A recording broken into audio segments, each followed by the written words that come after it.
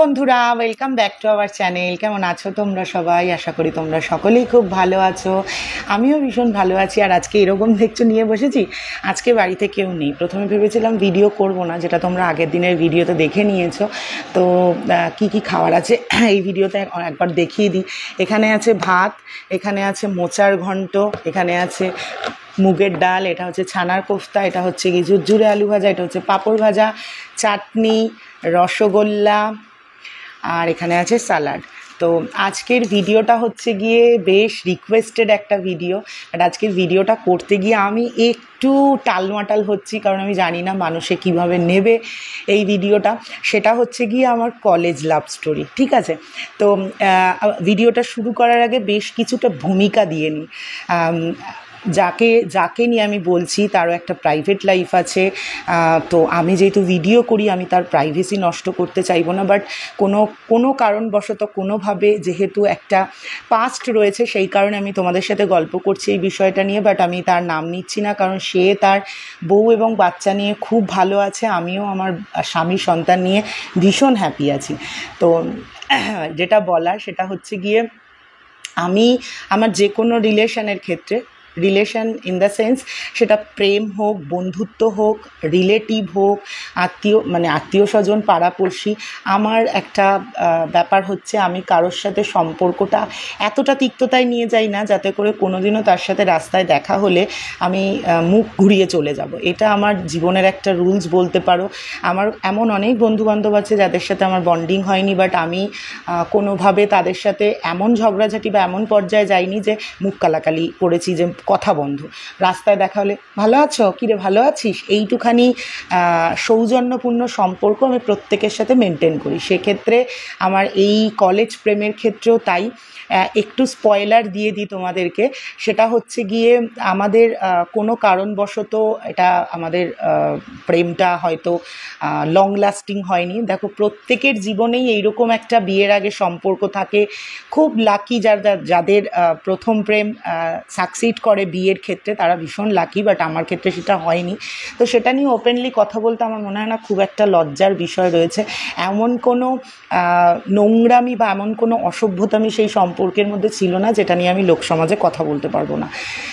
তো যেটা বলছিলাম, একটা স্পয়লার, যখন আমাদের সম্পর্কটা যখন থাকে না, বাট আমরা একটা কী বলবো, একটা সৌজন্যতা মেনটেন করেছিলাম, তখন আমি কোনো একটা সময় বলেছিলাম যে আমার যদি মেয়ে সন্তান হয় তাহলে আমি তোমার কাছে আমার বাচ্চাকে ডান্স করাবো।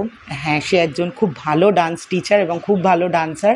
তো আমার মেয়েকে, সেই কথাটা আমি রেখেছিলাম। আমার মেয়ে কিন্তু তার কাছে, যখন আমার মেয়ে ডান্স করতো, আমার মেয়ের যে 2-3টে তোমরা প্রোগ্রাম দেখেছো, আমার মেয়ে কিন্তু তার কাছেই ডান্স করতো। বাট আমার মেয়ের ডান্সের প্রতি ইন্টারেস্ট ছিল না, তাই আমি ছাড়িয়ে দিয়েছি। এবং তার ওয়াইফকে নিয়ে আমি একটু কিছু বলতে চাই। ভীষণ ভালো একজন মানুষ। কোনো দিন আমার মেয়েকে এইভাবে ট্রিট করেনি যে তার এক্স গার্লফ্রেন্ডের বাচ্চা। এবং সেও যথেষ্ট পরিমাণে সম্মান আমাকে দিয়েছে, আমার বাচ্চাকে দিয়েছে। আমিও অ্যাজ আ স্যার তাকে যেটুখানি সম্মান দেওয়া সেটা দিয়েছি। কারণ যখন আমার বাচ্চাকে নিয়ে তার সাথে আমি কথা বলেছি স্যার হিসেবে, এবং তার ওয়াইফকে ম্যাডাম হিসেবেই সম্বোধন করেছি। এইটুখানি ট্রান্সপারেন্সি আমাদের মধ্যে ছিল। ভবিষ্যতেও যদি কখনো রাস্তাঘাটে দেখা হয়, এইরকম একটা ব্যাপার থাকবে আশা করি। যাই হোক, অনেকটা সূচনা ভূমিকা দিয়ে ফেললাম। চলো এবারে খাবারটা খেতে, ভুলেই গেছি আমি যে খাবার নিয়ে বসেছি। চলো এবার খাবারটা খেতে খেতে গল্পটা করা যাক।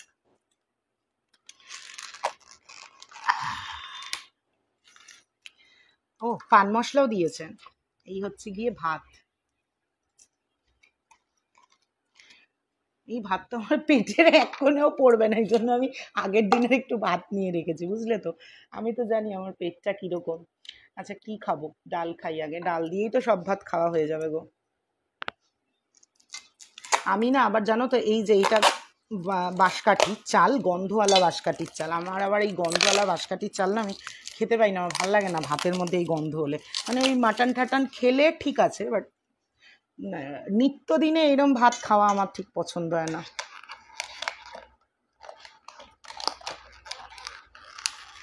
এটা হচ্ছে গিয়ে মুগের ডাল।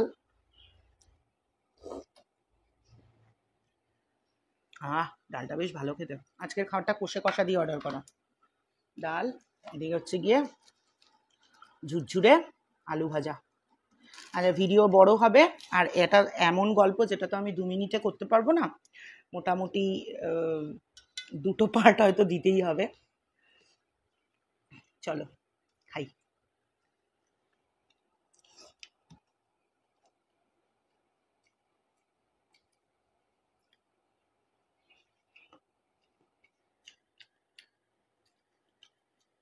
চলো এবার শুরু করা যাক।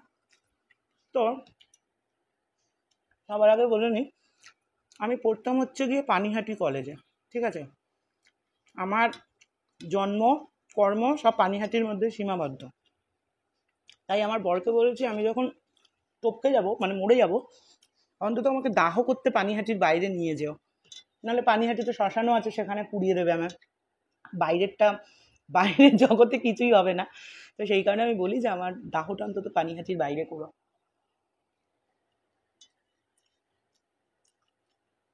উচ্চ মাধ্যমিকে আমি যা রেজাল্ট করেছিলাম তাতে করে আমি 3টে কলেজে ফর্ম তুলেছিলাম। একটা হচ্ছে রাষ্ট্রগুরু সুরেন্দ্রনাথ পানিহাটি কলেজ আর এপিসি। আর আমার স্বপ্নের কলেজ ছিল রাষ্ট্রগুরু। ও ক্যাম্পাসটা আমার এত পছন্দ ছিল, কিন্তু পকেটে পয়সা না থাকলে পছন্দগুলোকে স্যাক্রিফাইস করতে হয়। পানিহাটি কলেজের মেরিট লিস্ট সবার আগে পড়েছিল, ভর্তিও সবার আগে ছিল, তাই আমার মা পানিহাটি কলেজে আমাকে ভর্তি করিয়ে দিয়েছিল। তারপরে দুটোতেও নাম উঠলেও আমি মানে নিতে পারিনি। আমার ইচ্ছে ছিল হিস্ট্রিতে অনার্স করার, কিন্তু আমি বাংলায় অনার্সে ভর্তি হলাম। তো পানিহাটি কলেজেই ভর্তি হতে হলো, কারণ পয়সা ছিল না পরপর 2টো কলেজে ইনভেস্ট করার মতো। তো পানিহাটি কলেজ হচ্ছে কি আমার পানিহাটি কলেজেই প্রেম।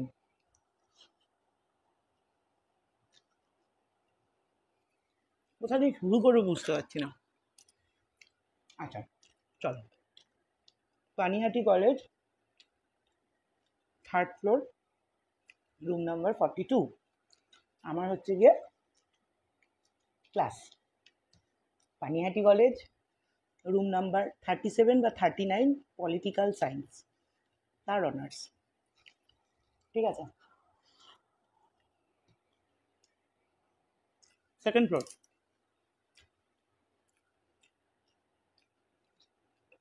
তো প্রথম কলেজে গেলে সবার একটু পাখনা গজায়, কারণ স্কুলে প্রত্যেকটা ক্লাস হতো। 11-12-এ তাও একটা দুটো ফাঁকা ক্লাস পাওয়া গেলেও কখনো ক্লাসের বাইরে বেরোনো, স্কুলের বাইরে আমাদের বেরোতে পারতাম না। আমি খুব স্ট্রিক্ট আমার স্কুল ছিল। তা কলেজে প্রথম ক্লাস বন্ধ থাকলে ক্যান্টিন বা অন্য কোনো রুমে বসে আড্ডা মারা, বা ধর একটু রাস্তায় হাঁটা, এগুলো আমি প্রথম কলেজে গিয়ে বুঝেছি। তো প্রথম তাকে আমি দেখি, আমার ক্লাস চলছে, অনার্স ক্লাস, এসএফআই এর ঝান্ডা হাতে কলেজের মধ্যে মাঝে মাঝে জিন্দাবাদ জিন্দাবাদ করতে করতে যায় না, ওখানে প্রথম দেখি, জাস্ট দেখি। এমন ব্যাপার না যে লাভ অ্যাট ফার্স্ট সাইট, যে দেখেই খুব পছন্দ হয়ে গেল, এরকম ব্যাপার নেই। দেখলাম, বাস দেখলাম। তারপরে যখন আমাদের ক্লাস থাকতো না, বা ধরো আমি স্কুল থেকে বাংলা পড়তে যেতাম, অনার্স পেপার পড়তে যেতাম হচ্ছে গিয়ে, স্কুল থেকে বলছি কলেজ থেকে অনার্স পেপার পড়তে যেতাম হচ্ছে গিয়ে তোমার ইয়েতে কি বলে বেলঘুরিয়াতে। তো ওখানেও অনেক সময় ওই জন্য একদম কলেজ থেকে চলে যেতাম বলে অনেক সময় কি করতাম, ক্যান্টিনে গিয়ে বসে থাকতাম, ক্লাস না থাকলে তারপর ডিরেক্ট ওখান থেকে চলে যেতাম আমি এবং আমার বন্ধুরা। আর যেহেতু পানিহাটি কলেজে পড়তাম, আমাদের প্রচুর কমন বন্ধু ছিল আমাদের স্কুলের। যেহেতু আমি সোদপুর সুশীল কৃষ্ণতে পড়তাম, এইচবি গার্লস, প্রচুর কমন বন্ধু বান্ধব ছিল, যারা কেউ তোমার এডুকেশন অনার্স ছিল, কেউ পলিটিক্যাল সায়েন্স, কেউ সায়েন্সে ছিল। তো প্রচুর এরকম কমন বন্ধু বান্ধব ছিল, ঠিক আছে। তো এবারে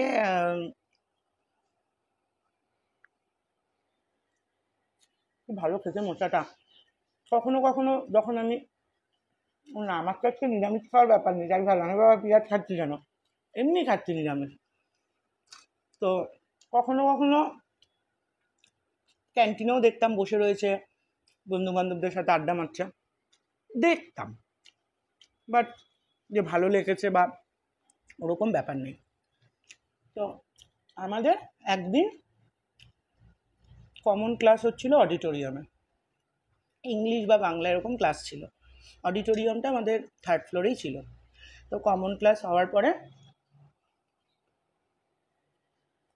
আমরা একটু অডিটোরিয়ামে বসেছিলাম। এই সময় দেখছি যে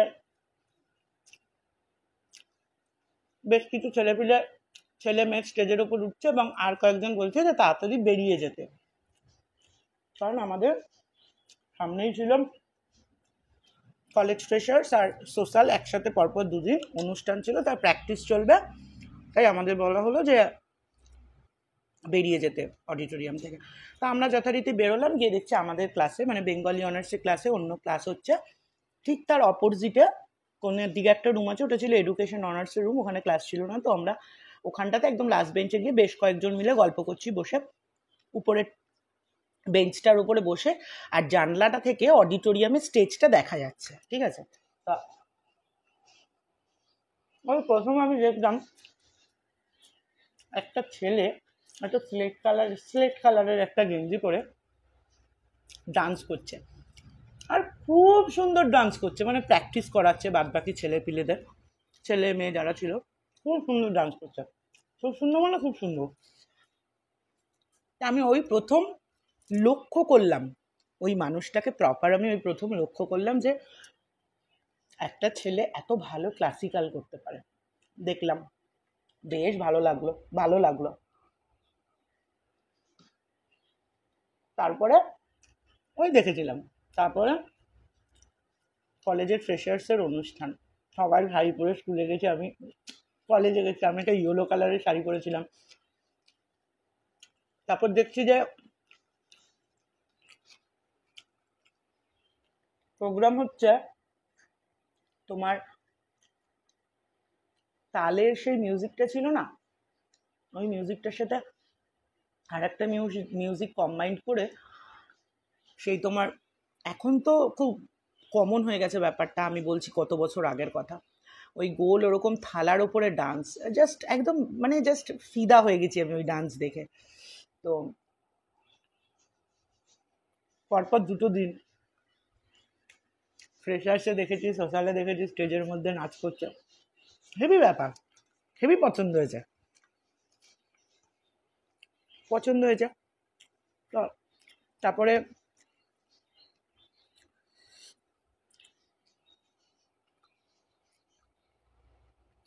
আমাদের বেঙ্গলি অনার্সেই একটা ছেলে ছিল, খুব ভালো পড়াশোনা, ওর একটা কমন বন্ধু ছিল, যারা সব এক পাড়াতে থাকতো, ওই যার কথা আমি বলছি এক পাড়াতে থাকতো। এমনই একদিন, সে আবার অ্যাকাউন্টেন্সিতে অনার্স ছিল, এমনই একদিন ক্লাসে বসে আছে, এই ছেলেটার নাম বলা যেতেই পারে, তার নাম হচ্ছে বুধাদিত্য। তা আমি বললাম, আচ্ছা তোর কাছে কি ওর নাম্বারটা হবে রে? কতটা নির্লজ্জ দেখো আমি। বলছে কেন? আমার না ওকে ভালো লেগেছে। বলে কি তার জন্য তুই যেচে যাবি কথা বলতে? তো কি হয়েছে, পছন্দ হয়েছে। বলছে হ্যাঁ আছে। আমি বলি তা দে না, কিন্তু বলতে পারবি না ওকে যে আমি নাম্বারটা নিয়েছি। বললো আমার সাথে তো কথাও হয় না, একই পাড়াতে থাকি, এক কোচিংয়ে পড়তাম, নাম্বার আছে। ঠিক আছে দে। তো নাম্বারটা নিয়েছি, হেভি এক্সাইটেড। বাড়িতে এসেই সন্ধ্যেবেলা আগে ফোন করেছি, ফোন করার সঙ্গে সঙ্গে সব এক্সাইটমেন্ট চলে গেল, ফোনে সুইচ অফ। আমি নির্ঘাত যার কাছ থেকে ফোন নাম্বার নিয়েছি তার ফোন নাম্বার কিন্তু আমার কাছে নেই। আমি নির্ঘাত যে তোমার ভুল নাম্বার দিয়েছে আমার ইচ্ছে করে। পরের দিন কলেজ এসে আমি গিয়ে বলছি তোর কি আমার সাথে এটা করা খুব দরকার ছিল? বলছে কেন? আমি বললাম তুই আমাকে ভুল নাম্বার দিয়েছিস। বলছে না আমার কাছে এই নাম্বারটাই রয়েছে। এই নাম্বারটা সুইচ অফ। বলে তাহলে হয়তো নাম্বার চেঞ্জ করে নিয়েছে। আমি বললাম নতুন নাম্বারটা জোগাড় করে দে, বলে আমি ওর সাথে কথা বলি না। তাই বললাম একটু যা না, একটু জোগাড় করে দে না। বলে আমাকে তখন বললো প্রেম করবি তুই আর আমি নাম্বার জোগাড় করে দেবো, পারবো না। আমি বললাম প্রেম করবো না, আমার ভালো লেগেছে, জাস্ট একটু কথা বলবো। বলছে ওই একই হলো, আমি নাম্বার দিতে পারবো না। তা আমাকে নাম্বারটা দিল না। তা আমি না প্রত্যেক দিন একবার করে ট্রাই করতাম যে যদি একটু লেগে যায়, যদি একটু কথা হয়। তো বাবা এটা বেশি নেবো না, এইগুলো আবার খেতে খুব মিষ্টি হয়। তো আমি বললাম যে ঠিক আছে, আর কি করা যাবে। আমি রোজ একবার করে না ট্রাই করতাম যে যদি আজকে একটু লেগে যায় বা যদি আজকে একটু কথা হয়। ফোনই লাগতো না, প্রায় ধরে রাখো 15-16 দিন এরকম কল করেছি, ফোন লাগতো। দেখতাম কলেজে দেখতাম মাঝে সাঝে যে তোমার ওই বেরিয়েছে মিছিলে, ছানার কোপ্তা এত মিষ্টি হয় না, ভালো লাগে না আমার। তারপরে তোমার বা দেখতাম ধরো ক্যান্টিনে বসে আছে, এইভাবেই দেখতাম। তা বহুদিন বাদে, প্রায় ধরো 15-20 দিন বাদে হঠাৎ করে সন্ধ্যাবেলা, আমি তো দিদাবাড়িতে থাকতাম, পড়তে বসেছি, হঠাৎ করে দেখি সন্ধ্যাবেলা ওই নাম্বারটা থেকে আমার কাছে ফোন আসছে। এবারে আমি মানে ফোনটা ধরবো কি ধরবো না, আমি না ভয়ের চোটে ফোনটা কেটে দিয়েছি, মানে নার্ভাস হয়ে গেছি। তারপরে 2-3বার ফোন এসছে, বাট আমি ফোনটা ধরতে পারছি না, আমার ভয় লাগছে, কি বলবো আমি তো জানি না কিছু। তারপর দেখছি একটা মেসেজ এসছে,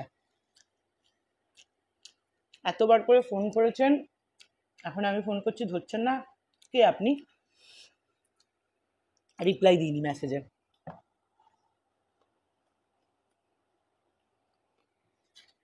আবার কিছুক্ষণ পরে ফোন এসছে, এবার কি করবো, বাধ্য হয়ে রিপ্লাই করলাম মেসেজে। তখন তো মেসেজ করতে 1 টাকা করে কাটতো, মেসেজে রিপ্লাই করলাম সরি রং নাম্বার, ভুল করে চলে গেছে। ওখান থেকে আবার মেসেজ এলো, রং নাম্বারে কেউ এতবার ফোন করে, সরি ভুল হয়ে গেছে। আবার মেসেজ এসছে, আপনি কি করে বুঝলেন রং নাম্বার, আপনি তো আমার সাথে কথাই বললেন না। আমি কি বলবো, আমি বললাম না আমি পরে বুঝতে পেরেছি যেটা রং নাম্বার। এতদিন ধরে কল করার পর আবার মেসেজ, আবার ফোন এসছে, কিউরিসিটি কি, ফোন করেছে। এবার আমি না এবার তো ফোনটা ধরতেই হবে, কি করব। ফোনটা ধরলাম, তখন তো ব্লক ফ্লকের অপশন জানতাম না, ফোনটা ধরলাম, আমি বলছি যে হ্যাঁ বলুন। হ্যালো, হ্যাঁ বলুন। বলে কে বলছেন আপনি? আমি বললাম যে না মানে একটা বন্ধুর থেকে আপনার নাম্বারটা পেয়েছিলাম, এবার ওদিক থেকে রিপ্লাই, তো আমি বললাম সেই জন্য কন্ট্যাক্ট করেছিলাম। বলছে আপনি যেরকম যাত্রার নাম্বার পেলে তার যাত্রার সাথে কন্ট্যাক্ট করে ফেলেন, মানে আমার মান সম্মান সেলফ রেসপেক্ট সব কিছু ধাজিয়া উড়ে গেল। আমি বললাম তো সরি আমার ভুল হয়ে গেছে, এইভাবে বলার কি আছে, আমি জাস্ট কন্ট্যাক্ট করতে চেয়েছিলাম, আপনার ডান্স দেখেছি ভালো লেগেছে, অ্যাপ্রিসিয়েট করার জন্য।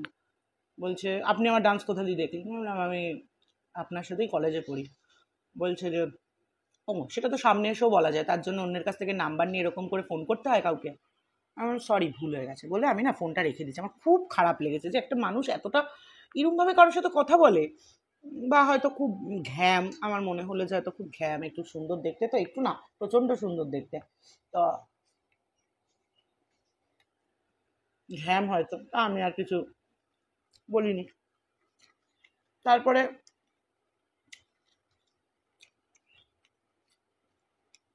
চলে গেল কলেজে। বেশ কয়েকদিন পরে আমাদের একটা বন্ধু ছিল ওরই ক্লাসের, ওরা মাঝে মাঝে আসতো, মানে পলিটিক্যাল সায়েন্সে অনার্স, ওরা মাঝে মাঝে আমাদের রুমে আসতো, এসে আড্ডা ফাড্ডা মারতো, যেহেতু আমরা সবই একই স্কুলে পড়তাম। তো এরকমই একজন হঠাৎ করে বলছে যে কি বলবো আর কি কষ্ট আমার, জানিস ওই ছেলেটা না মনে হয় ওকে পছন্দ করে। মানে এই মেয়েটার নাম ছিল, নামগুলো নিতে পারছি না, এই মেয়েটার নাম ছিল টি দিয়ে, এই মেয়েটা মনে হয় একে পছন্দ করে। বলছে কেন কেন? তো সবাই চেনে ওকে, ভীষণ ফেমাস কলেজের, আরে সুন্দর ছেলে, এত ভালো ডান্স করে, ভীষণ ফেমাস কলেজও। বলছো কেন? না ওরা খুব কথা বলে জানিস তো, যেচে যেচে ওর সাথে, মনে হয় পছন্দ করে ওকে। আর সেই মেয়েটাও তো একদম সাতবি আসমান পার, কলেজের এত সুন্দর একটা ছেলে ওকে পছন্দ করে, হেভি ব্যাপার। তো যথারীতি আমি শুনলাম, শুনে ভাবলাম যাই হোক, হয়ে গেছে। ভালো ঠালো বাসিনি তখনও, আমার ভালো লাগাটা কাজ করলো না, এরকম একটা ব্যাপার। পাত্তা দিলাম না, মানে এই আঙুর ফল টকের মতো, নিজের চান্স লাগেনি তাই একটুখানি কি করা যাবে, আর কিছু হলো না, এরকম একটা ভেবে ব্যাপারটাকে ইগনোর করে গেলাম। এবার তারপরে বহুদিন পরে আমরা সবাই মিলে আমাদের বেঙ্গলি অনার্স থেকে আমরা শ্যামনগর যাব। তো ওই পল সায়েন্সের ওই মেয়েটারও যাওয়ার কথা ছিল, বাট যেতে পারিনি কোনো কারণবশত। তো সবাই মিলে আমরা যাব, ঠিক কি ভালো খেতে চাটনিটা, সবাই মিলে যাবো এরকম ঠিক হলো। তারপরে তোমার কি হলো, ও যেতে পারলো না, আমরা চলে গেলাম। তো আমরা যথারীতি গিয়ে তোমার পুজো টুজো দিলাম, দিয়ে এবার যখন এসছি, ও যেহেতু যায়নি, তা আমি আর আমার একটা বন্ধু ভাবলাম যে চলো গিয়ে ওকে প্রসাদ দিয়ে আসি পুজো দিয়ে। তা আমাদের তখন ওদেরও ক্লাস ছিল না, তা আমরা নিচে আসলাম, নিচে এসে মানে ওদের রুমে গিয়ে প্রসাদটা দিতে ঢুকে আমি অবাক হয়ে গেছি, দেখি সেও বসে আছে। তা একটু কিন্তু করতেই, যেহেতু একজনকে তো আর প্রসাদ দেওয়া যায় না, সবাইকেই প্রসাদ দিলাম, সেও হাত পেতে প্রসাদটা নিল। দাঁড়িয়ে বাকি মেম্বারদের সাথে আমরা কথা বলছি, আমি ভাবছি যে কাশ আমাকে একটু দেখতো, বাট আমাকে দেখছে না। দুজনে মিলে পিছনের সিটে বসা, আর যে মেয়েটাকে বলছি পছন্দ করে সেই মেয়েটা সামনের সিটে বসা, মানে এই মেয়েটা এরকম মুখ ঘুরে বসে, দুজন এরকম মুখোমুখি কথা বলছে, আর আমরা সামনেটাতে দাঁড়িয়ে বাকি যে কজন আমাদের পরিচিত ছিল তাদের সাথে কথা টথা বলছি। তা আমি বললাম ঠিক আছে চলো কথা বলছি, আর কি করা যাবে। ক্লাসে চলে এলাম, হয়ে গেল।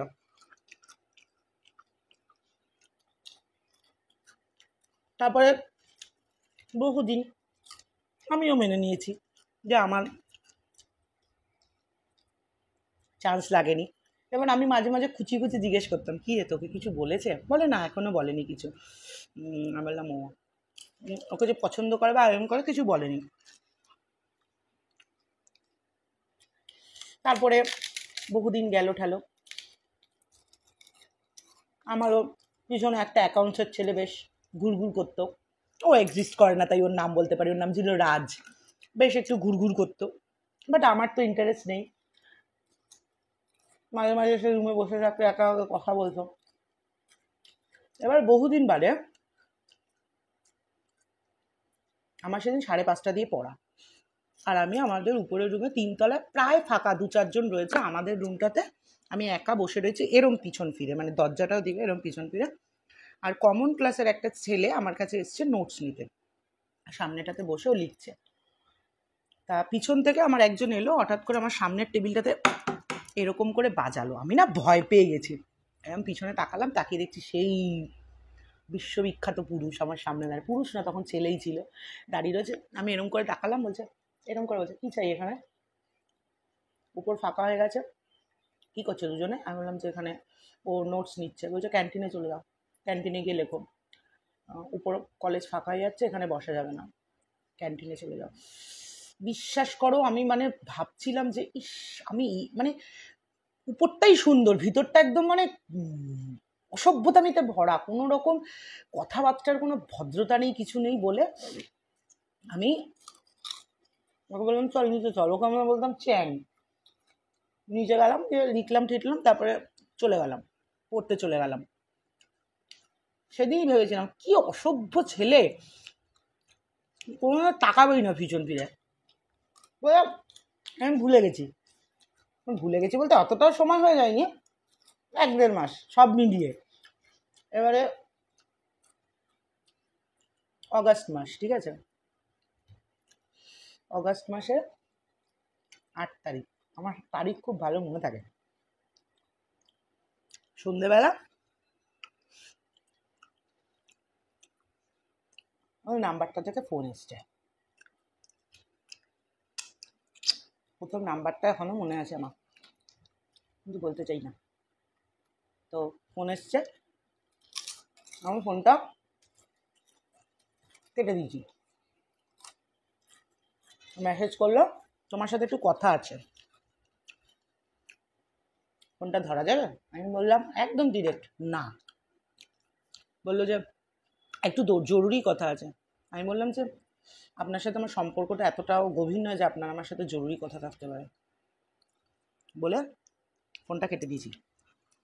তার মিনিট 20-25 পরে আরেকটা নাম্বার থেকে ফোন এসছে। এখন যতটা কমপ্লিকেটেড মাইন্ডের হয়ে গেছি দুনিয়া দেখতে দেখতে, তখন তো সদ্য দুনিয়া দেখা শুরু করেছি, এত কিছু বুঝতাম না। তা ফোন এসছে, আমি ফোনটা ধরলাম।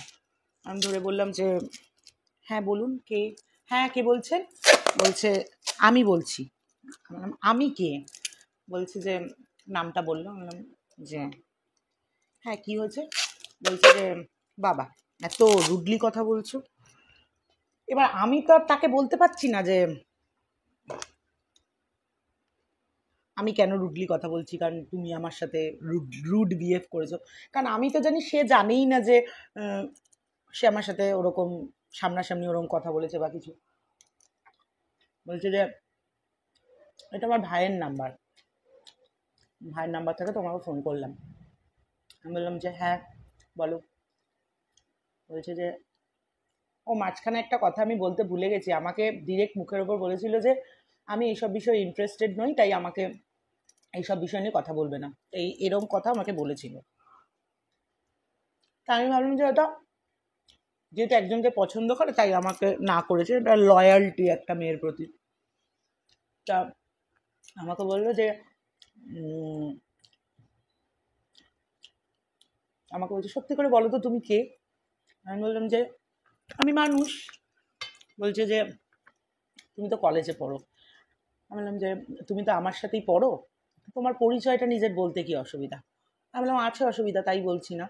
এবার তখন আমিও তো জেনে গেছি ও কী ক্যারেক্টারের মানুষ, তাই আমিও একটু রুডলি কথা বলছি।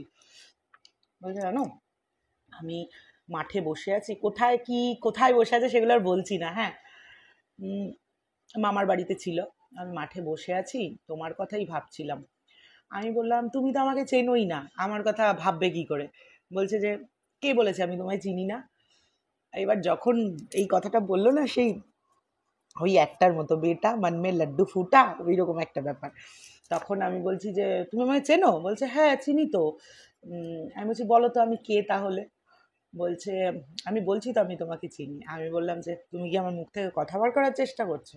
সেটা সম্ভব না, আমি বলবো না নিজে থেকে আমি কে।